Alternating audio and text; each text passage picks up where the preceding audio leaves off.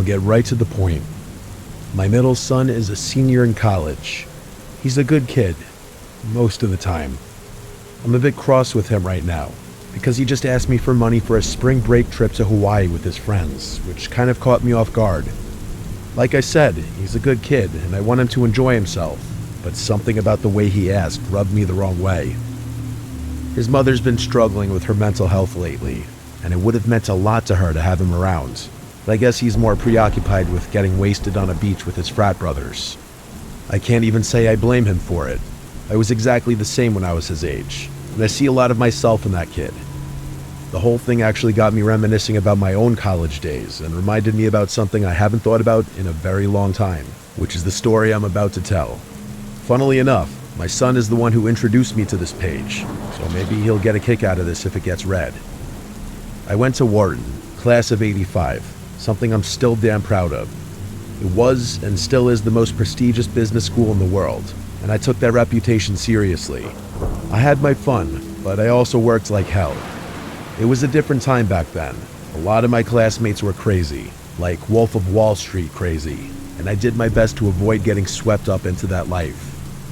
My junior year, though, I did something a little impulsive. I was dating a Puerto Rican girl named Maria Munez, who I remember fondly. Sometimes I try to imagine how different my life would have been if I had chosen to take things further with various girlfriends I had, her being one of them. Instead of going home for spring break like I usually did, Maria convinced me to come home to Puerto Rico to meet her extended family. It was my first time on the island, and I was eager to impress her, so I agreed without hesitation. That being said, I was a nervous wreck. I didn't want to mess anything up, and Maria often joked about how open Puerto Rican families were, so I was aware that they already knew a lot about me. It turned out that my anxiety was mostly unjustified, as I got along really well with everyone upon meeting them, and it seemed like they really liked me. Most of the trip was about meeting her relatives, but we did have time for a few outings of our own. I mean, it was spring break after all. One of those outings was a hike through El Janqué, which, fun fact, is the only tropical rainforest in the US National Forest System.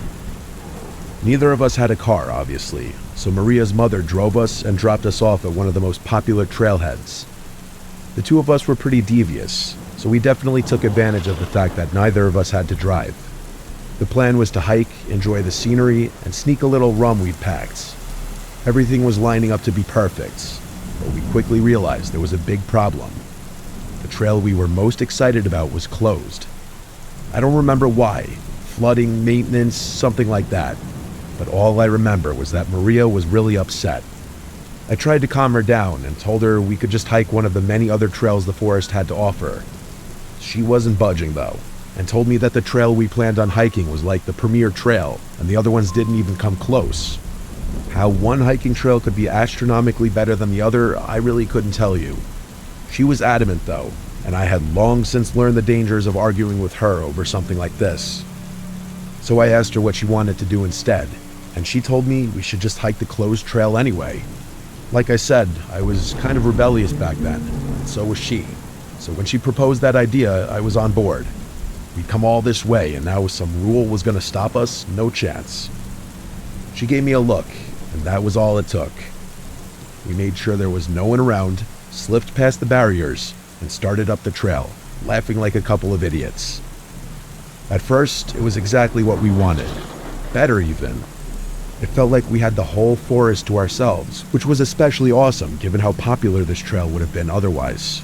Imagine visiting a world-famous natural site, except you're the only one there. That kind of exclusivity is impossible to come by. Anyway, we hiked for a decent while, passing little waterfalls and admiring the beauty of the forest. And yes, we were also drinking. Not excessively, but just enough to feel a good buzz. It was really fun, I have to be honest. But then, out of nowhere, Maria screamed and jumped back, almost knocking me over. That instantly put me on high alert, although I didn't know what had scared her. I looked around frantically until I saw it. A little further down the path was what looked like a freshly decapitated mongoose. Let me repeat that, it was a mongoose. A big one too, and its head looked like it was completely missing. I told Maria to stay where she was and approached the carcass by myself, hoping it was maybe a stuffed animal or something. It wasn't. I inspected it without getting too close and confirmed what I initially thought. Its head was cleanly sliced off. The cut was too precise for it to have been anything other than a knife wound, which was downright disturbing. The worst part, though, was that the body hadn't started smelling yet, meaning it probably hadn't been there for very long. Maria was shaking. I was mostly shocked by it. I tried to reassure her by saying something dumb, like how crime in a national forest was unlikely, even though I couldn't explain it myself. I put my arm around her and ushered her past the body, trying to block it from the line of sight. All I could think about in that moment was putting some serious distance between us and that poor lifeless creature. We walked in silence for a while, and even though we distanced ourselves from the mongoose, I could tell the moment was gone. The adrenaline rush had worn off my buzz and erased my good mood. As bad as I felt, though, I could tell that Maria was significantly more shaken, and I couldn't imagine that she was even enjoying herself in the slightest. She said that she wanted to stick to our original plan of hiking the whole trail to the other side, but it was obvious that she didn't want to be in that forest anymore, and I couldn't blame her. As we were walking, I couldn't help but rack my brain, trying to figure out what we had stumbled upon. It didn't make any sense. I wasn't aware of the hunting laws there, but I couldn't imagine that hunting in a national forest so close to a pedestrian trail could be legal. And yet, that was the only explanation I could think of. Why they had left that mongoose's body there to rot was beyond me, but there was no other rational explanation. Maybe it was a hunter who had seized upon the opportunity to have that part of the forest all to himself, like we had. I really didn't know. Maria and I hiked another mile or so, with me trying to cheer her up the whole time, but nothing was working. Eventually, she admitted that she wasn't feeling well and wanted to turn back. I didn't argue, although I was definitely dreading having to walk past that spot again, mostly because I wasn't sure how it was going to affect her, and I just wanted her to feel comfortable. We retraced our steps, and I could tell we were closing in on the spot where the mongoose had been. I told Maria to keep her head down so she wouldn't see, and she did. I braced myself as we turned the final bend, but when the spot came into view, the mongoose was no longer there. Someone had moved it. My heartbeat started racing, and I instantly began scanning nearby trees, terrified that there was someone hiding among them. I was not prepared for what came next. Instead of seeing a person, I noticed something hanging from one of the trees. It was a mongoose. It was strung up with twine, its paws tied together. There was a sickly green liquid dripping from its body that hadn't been there before, and it was rotating slowly in the wind. I couldn't help but curse out loud when I saw it, which caused Maria to open her eyes. As soon as she saw it, she let out an awful, blood-curdling scream of pure terror. Before she could freeze up, I grabbed her wrist and told her to run. We took off sprinting down the trail, trying not to trip over each other. I let her go in front of me and kept looking over my shoulder, half expecting someone to be following us. Instead, a deafening scream rang out from somewhere behind us. It was a woman's scream, and it was absolutely terrifying. It sounded like the kind of scream someone getting attacked would make. I felt Maria's body jolt mid-stride, and for a second, I thought she was going to collapse. She let out this panicked sob and tried to push herself even harder, but she was already out of breath. I kept my grip on her wrist, practically dragging her along as she slowed down. We couldn't stop. My own chest was burning, but we needed to keep moving. Eventually, Maria could barely run anymore, so we had no choice but to slow down to a fast walk. I turned around completely and started walking backward, keeping my eyes locked on the trail behind us. I was bracing myself for a fight. Something had strung up that mongoose. Something had caused that scream. I was 100% sure that I'd see something charging towards us any second, but nothing ever happened. The trailhead finally came into view, and for a brief second, I thought we were in the clear. But then I saw someone standing near the barricades watching us. It was a park worker with his arms crossed, clearly pissed off. As soon as we slipped past the barricades, he started yelling at us about breaking the rules and told us he was kicking us out and banning us for life. But then he got a good look at Maria, who at that point was both sobbing and physically exhausted. I told the guy everything, not leaving a single detail out. He took it really seriously. He told us we both needed to come with him, so we did. We were taken to a small ranger station near the parking lot where a supervisor was waiting. I had to go through the story again, then again when they called the police. Maria didn't say a word. Eventually, her mother arrived and we left, still shaken. I never heard anything about what the authorities found, or if they even bothered investigating. I'm sure Maria's family might have heard something, but we broke up the following summer, and we fell out of contact after that, so I really wouldn't know. I haven't thought about this experience in a long time, but it's still just as unsettling as it was all those years ago. I think the worst part about the whole thing was that scream, because we never saw anyone else on that trail, and I have no idea who it belonged to.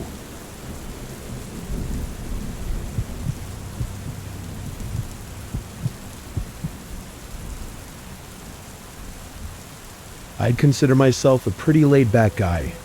I'd say the same about most of my friends. This happened last year, so I'll get right into it. Spring break was supposed to be just me and my friends Jackson, Ariel, and Isabel camping on a secluded beach in Alabama. No crowds, just stars and waves. We got there late, later than we planned.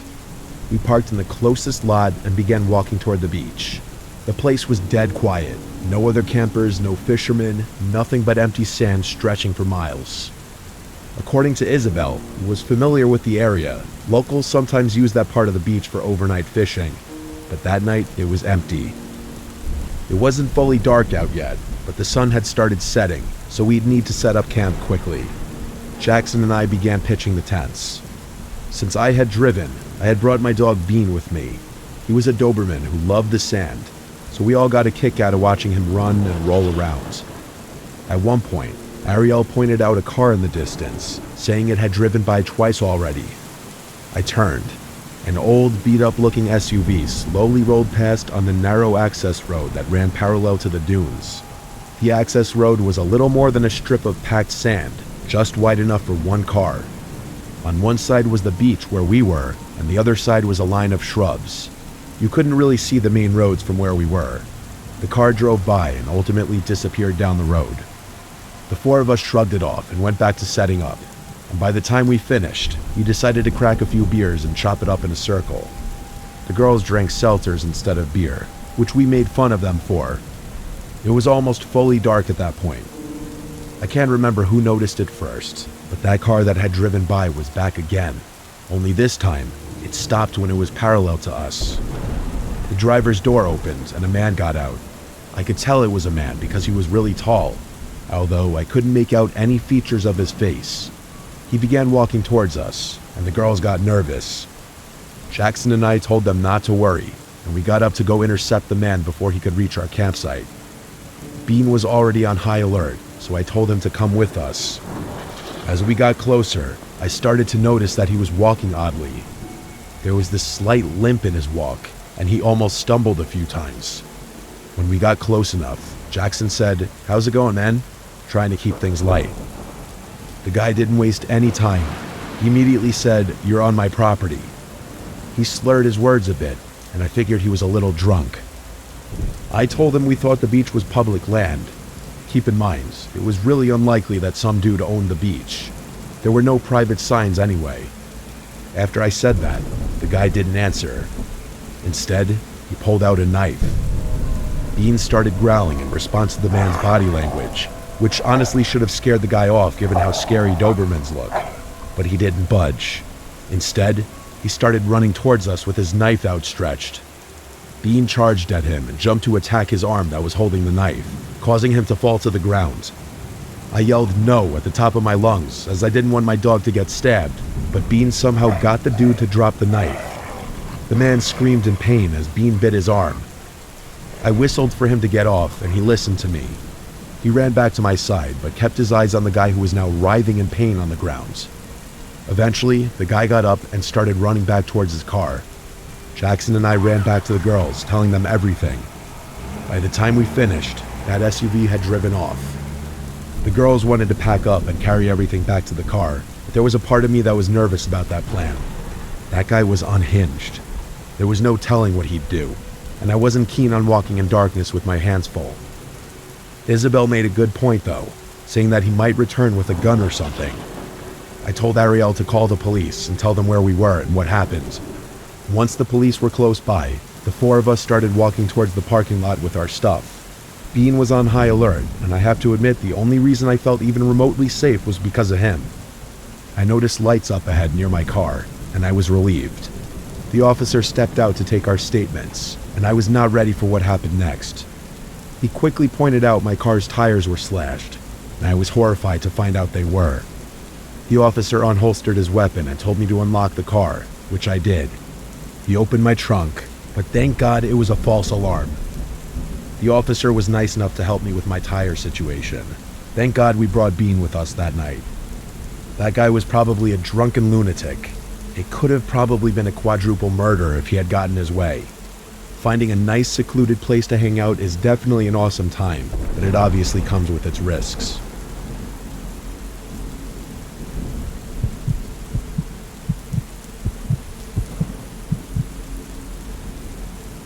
It was spring break 2023.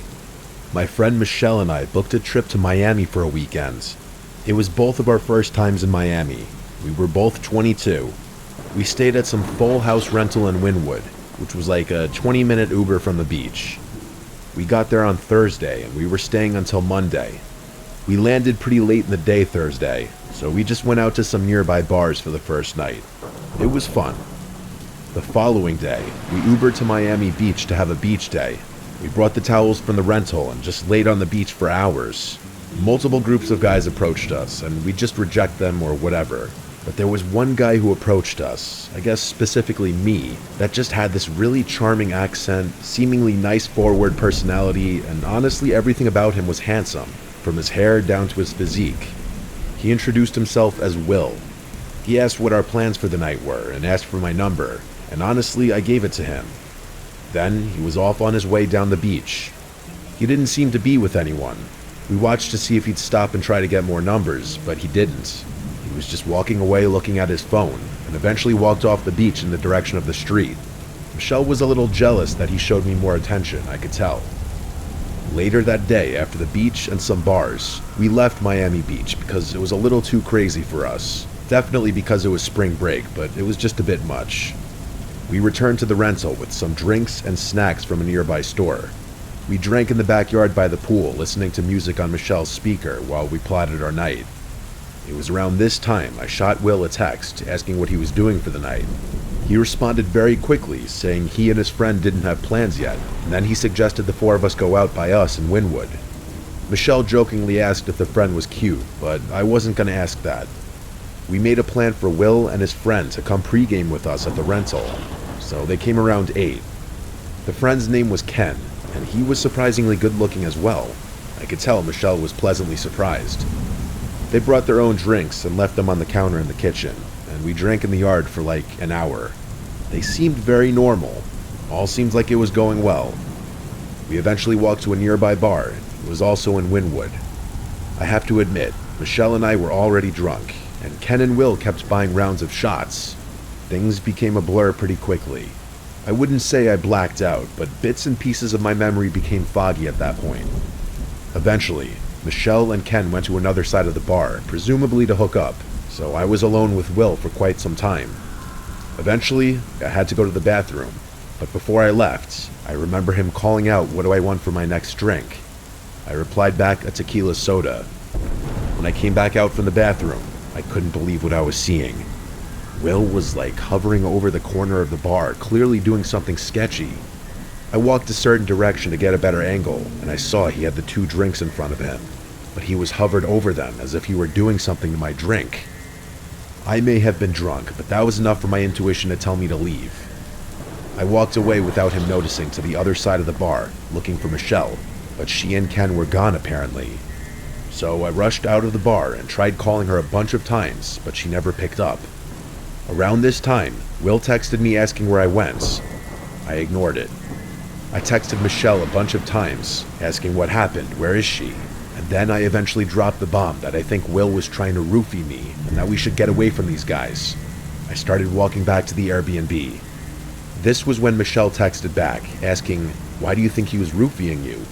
And I said, because he was hovering over the drink he ordered for me, doing something to it. She texted back, maybe he was just on his phone. I tried calling her, but again, she didn't pick up.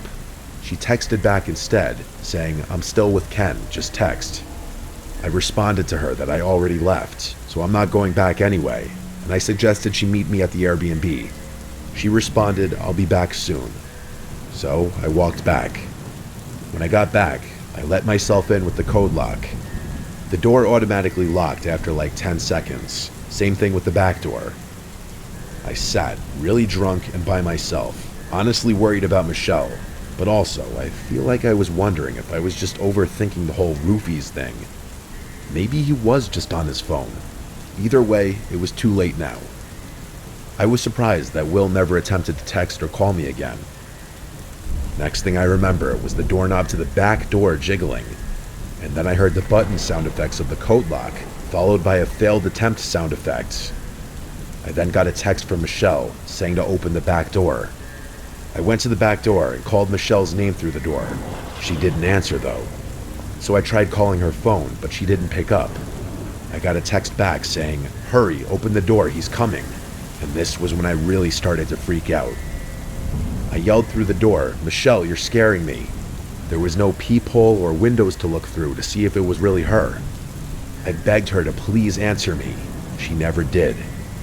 There was a peephole in the front door, so I hurried to the front and looked through it. I actually felt sick at this moment, scared for my life, because I saw what looked like Will hiding to the side of the front door. A million thoughts crossed my mind, like if Michelle was running from Will. I was still too terrified to open the back door without her confirming it was her. I texted her back that I'm calling 911 right now. She didn't respond. I actually did call 911 and explained, and while I was on the phone, I checked the peephole again, and Will was gone. When police showed up, I let them in, and within 5 minutes, one of them asked if my friend was blonde, and I said yes. He then told me that another officer had her in their squad car and was bringing her here. I was so relieved, but also horrified.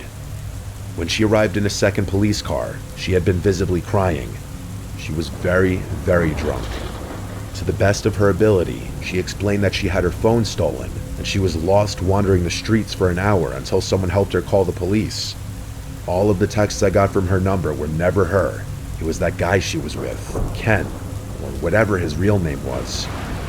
We also found her phone thrown in the pool in the backyard. They clearly took off the second I mentioned the police. We had to make a police report giving every last detail as specifically as possible. They said they'd get the surveillance footage for the bar we went to. We also had to contact the Airbnb host and immediately cancel our stay and go somewhere else. It was a long, nightmarish night. Obviously, the rest of our trip was completely spoiled.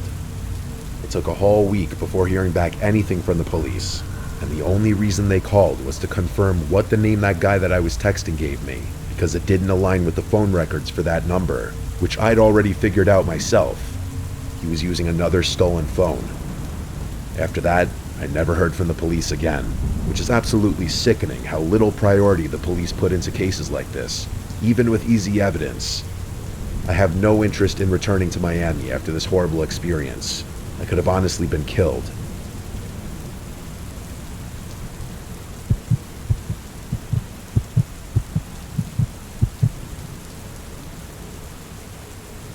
My name is Anna.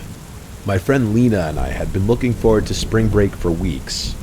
We were two broke college juniors desperate for a change of scenery, but neither of us could afford the classic trip to Mexico or Hawaii, so we were kind of restricted to somewhere in the continental US, preferably not too far away.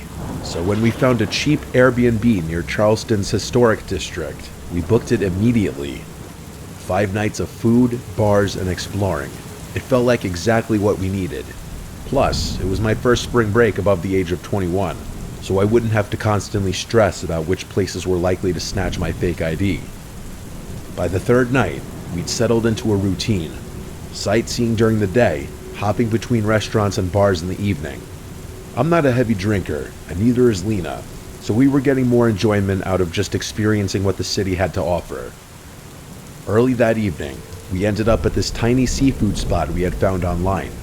Fried shrimp, hush puppies, sweet tea, you know, that sort of vibe. The place honestly felt like a hidden gem, and I was impressed that Lena had been able to sift through all the touristy stuff to find something a bit more authentic. The good vibe didn't last, though. We were halfway through our late lunch when my phone buzzed. I glanced down. It was a number I didn't recognize. The message just said, "Hey." I stared at it for a few seconds before showing Lena, asking her if she knew the number. She looked at my phone and said she didn't. I figured it was just a scam or something, but usually those scam texts say more than just "hey." Maybe it was a wrong number. I typed back a quick "who is this?" and went back to eating. Lena and I were laughing about something silly when another text from that same number popped up on my phone. It said, "Look outside." That one made me pause. I glanced toward the window next to our table, expecting to see someone waving or messing with me. Maybe one of my friends from school had coincidentally taken a trip to Charleston at the same time we had.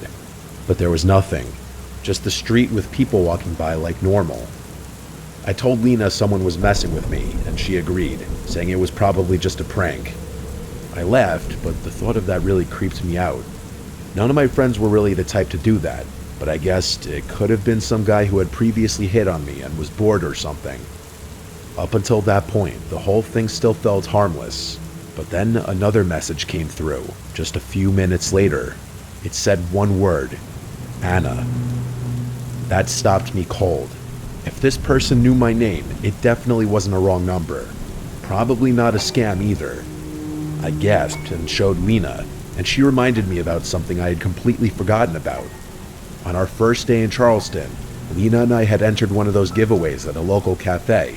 It was one of those win a free meal promotions where they ask for your name and number and a few other things.